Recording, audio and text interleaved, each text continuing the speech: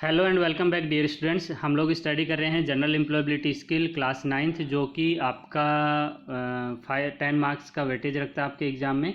और उसका जो फर्स्ट यूनिट है कम्युनिकेशन स्किल, उसके उसी सीक्वेंस में हम लोग स्टडी कर रहे हैं। आपका लास्ट सेशन में हम लोगों ने राइटिंग स्किल पढ़ा था, जिसमें हम लोगों ने पार्ट ऑफ स्पीच देखा था कि किस तरीके से आप किसी भी सेंटेंस में पार्ट ऑफ स्पीच का इम्पोर्टेंस समझ सकते हैं और कैसे आइडेंटिफाई कर सकते हैं कौन सा वर्ड जो है किस पार्ट ऑफ स्पीच से बिलोंग करता है। नाउ आज हम लोग देखने वाले हैं कि जो आपका सेंटेंस है वो किस तरीके से आप परफॉर्म करते हैं, किस तरीके से आप सेंटेंस को समझ सकते हैं, सेंटेंस कैसे बनाया जाता है। नाउ जो आपका सेंटेंस होता है, समटाइम्स आप देखते हैं कि आपके पास सेंटेंस में सब्जेक्ट और वर्ब होता है, और समटाइम्स आप देखते हैं कि आपके पास सब्जेक्ट वर्ब के साथ साथ ऑब्जेक्ट भी आपके पास आपके सेंटेंस में होता है। सो आप किस तरीके से उसको समझ सकते हैं, which section is subject, which section is verb and which section is object. Now example से समझते हैं। जैसे एग्जाम्पल है दिव्या रीड्स अ बुक। सो इसमें जो आपका सब्जेक्ट होगा वो आपके सेंटेंस में क्या परफॉर्म करता है, एक्शन परफॉर्म करता है। तो यहाँ पे देखिए बुक कौन स्टडी कर रहा है, दिव्या। सो दिव्या क्या हो गया आपके लिए, सब्जेक्ट हो गया, यानी कि सब्जेक्ट इज ए पर्सन और things that perform an action. तो पढ़ने का काम कौन कर रहा है, दिव्या। सो दिव्या क्या है यहाँ पे, सब्जेक्ट है। नाउ एक्शन क्या हो रहा है, स्टडी जो कर रहा है यानी कि रीड कर रहा है, पढ़ रहा है, तो वो आपका क्या हो गया, एक्शन हो गया। सो एक्शन वर्ड जो होते हैं वो आपके क्या कहलाते हैं, वर्ब कहलाते हैं। एंड ये जो एक्शन है वो रिसीव कौन कर रहा है, यानी कि क्या पढ़ा जा रहा है, बुक पढ़ा जा रहा है। सो पर्सन और things that receive that action, that is your object. तो यहाँ पे बुक क्या है, ऑब्जेक्ट है। तो इस तरीके से आप सेंटेंस को समझ सकते हो कि आपके सेंटेंस में सब्जेक्ट, वर्ब और ऑब्जेक्ट हो सकते हैं। नाउ अगर एग्जांपल से इसको समझें, जैसे आपके पास है आई एट एन एप्पल, तो आप इस तरीके से आइडेंटिफाई कर सकते हो कि आई क्या हो गया यहाँ पे, सब्जेक्ट जो कि एक्शन परफॉर्म कर रहा है, और एक्शन क्या हो रहा है, यानी कि एप्पल खा रहा है, तो खाना है जो आपका वो क्या हो गया, वर्ब हो गया। तो एट आपका क्या हो गया, वर्ब, और क्या खाया जा रहा है, एप्पल। सो एप्पल आपके लिए क्या हो गया, ऑब्जेक्ट हो गया। इन a similar manner he cook dinner, तो ही क्या हो गया आपके लिए, सब्जेक्ट, एंड कुक क्या हो गया आपके लिए, वर्ब, और डिनर क्या हो गया आपके लिए, ऑब्जेक्ट। तो इस तरीके से जो और भी एग्जाम्पल हैं उनमें भी आप आइडेंटिफाई कर सकते हो कि आपका सब्जेक्ट क्या होगा, वर्ब क्या होगा और ऑब्जेक्ट क्या होगा। एंड बात करूं अगर मैं टाइप ऑफ ऑब्जेक्ट की, तो आपके ऑब्जेक्ट दो तरीके के हो सकते हैं, डायरेक्ट और इनडायरेक्ट। सो डायरेक्ट ऑब्जेक्ट जो है, जो आपके वोट का, अगर मैं किसी सेंटेंस में क्वेश्चन पूछता हूँ वोट, तो उसका जो रिप्लाई आता है, उसका जो रेस्पॉन्स आता है, वो आपका डायरेक्ट ऑब्जेक्ट होता है। और indirect object such as to whom और फ्रॉम हुम, फॉर हुम, ये अगर आपको क्वेश्चन करना पड़ रहा है, दैट मीन्स वो इनडायरेक्ट ऑब्जेक्ट होगा। एग्जाम्पल से समझेंगे, ज़्यादा आसान होगा आपके लिए। जैसे Abdul gave a gift to his mother. So the verb is gave, has you can see there are two object here, gift and mother। यहाँ पे दो ऑब्जेक्ट आपके पास में, गिफ्ट और to his mother. So what did Abdullah give, gift दिया उसने, अब्दुल ने क्या दिया, गिफ्ट दिया। तो गिफ्ट क्या हो गया आपके लिए, व्हाट क्वेश्चन का आंसर हो गया। तो ये आपका डायरेक्ट ऑब्जेक्ट हो जाता है। और टू हुम किसको दिया, मदर को, तो ये आपके लिए क्या हो जाता है, इनडायरेक्ट ऑब्जेक्ट हो जाता है। यानी कि यहाँ पे गिफ्ट क्या हो गया आपके लिए, डायरेक्ट ऑब्जेक्ट, और टू हुम किसको दिया, यानी कि वो आपके लिए क्या हो जाता है, इनडायरेक्ट ऑब्जेक्ट हो जाता है। इससे आप स्पेसिफाई कर सकते हो कि आपका ऑब्जेक्ट डायरेक्ट ऑब्जेक्ट है और कौन सा आपका इनडायरेक्ट ऑब्जेक्ट है। सो संजय, एग्जाम्पल से और समझते हैं इसको। संजय बॉट अ वेजिटेबल, यानी कि आप इस तरीके से समझ सकते हो, आपका जो वेजिटेबल यहाँ पे है वो क्या हो गया, डायरेक्ट ऑब्जेक्ट हो गया कि what does Sanjay bought, simple vegetable. Now यहाँ से हम लोग समझते हैं, he offered me an orange. So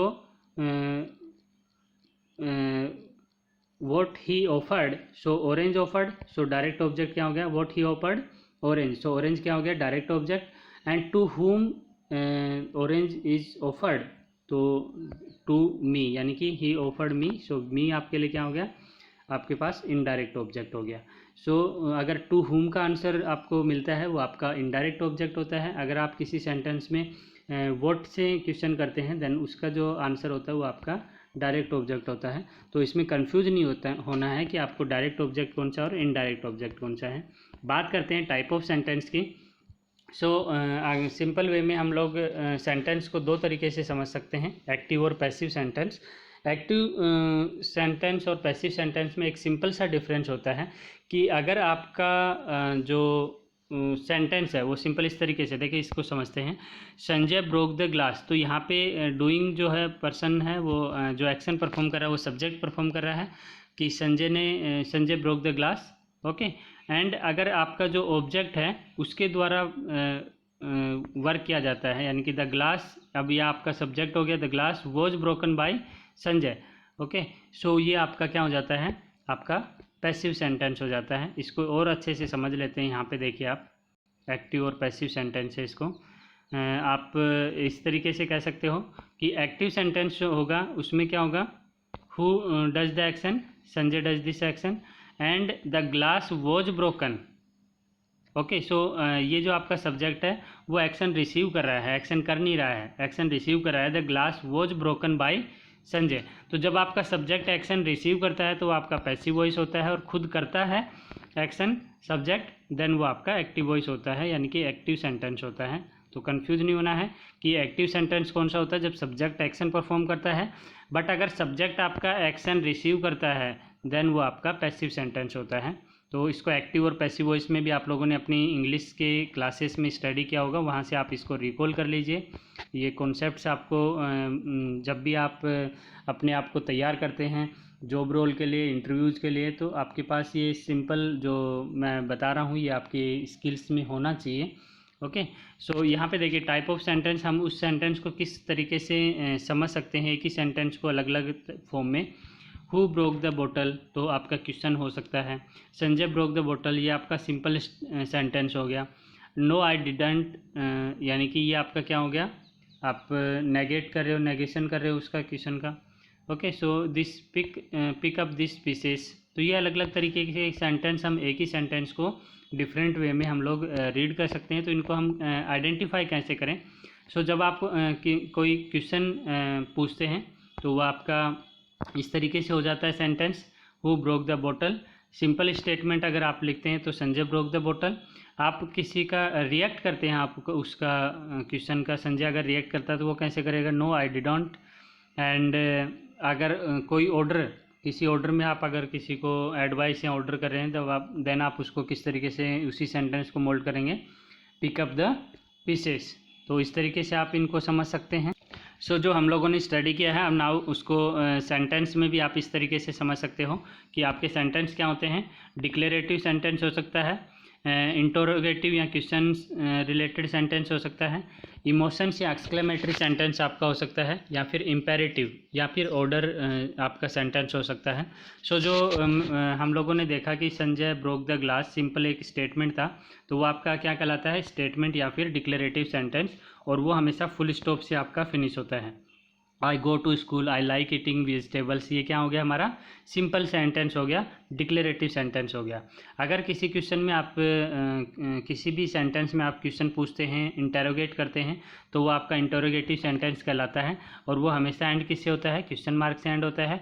did you go to school, क्या आप स्कूल गए थे, तो आपका ये क्वेश्चन मार्क लग जा गया, दैट मीन्स आपका ये क्या है, इंटेरोगेटिव सेंटेंस है।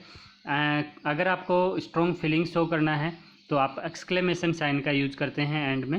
And I came first in my class, तो ये आपका आपने लास्ट में क्या यूज किया, इसके एक्सक्लेमेशन साइन यूज किया, दैट मीन्स ये आपका क्या है, इमोशंस को शो करता है, रिएक्शन को शो करता है, तो ये आपका एक्सक्लेमेटरी सेंटेंस हो जाता है। ऑर्डर को शो करना है, या इसको हम इम्पेरेटिव सेंटेंस भी कहते हैं, और इम्पेरेटिव सेंटेंस में समटाइम्स हम लोग फुल स्टॉप का यूज़ करते हैं, समटाइम्स हम लोग एक्सक्लेमेशन साइन का यूज़ करते हैं। जैसे गो टू कॉलेज टुडे, ये आपका एक तरीके से कमांड हो गया, तो ये भी आपका इम्पेरेटिव सेंटेंस में आता है। गो ईट योर वेजिटेबल्स। सो इस तरीके से हम लोग सेंटेंस को कैटेगराइज कर सकते हैं कि कौन से टाइप का सेंटेंस जो है आप स्टडी कर रहे हो, वो आप उसको रीड करने के बाद बता सकते हैं।